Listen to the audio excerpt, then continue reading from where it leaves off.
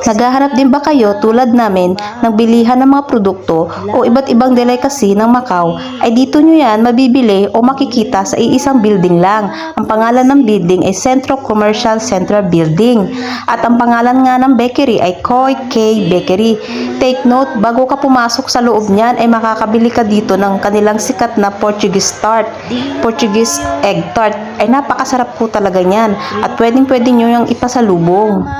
Ang bakery ngang ito ay malapit lang sa Lisboa, kaya kung pupunta kayo dito ay pwede nyong ipagtanong kung saan itong building na ito. Ang kagandahan nga dito ay lahat ng hinahanap nyo ay nandirito na at hindi nyo na kailangan pang pumunta sa San Malo.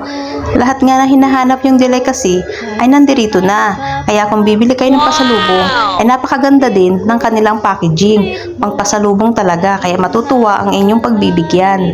At isa nga ito sa pasalubong na aming nabili nung unang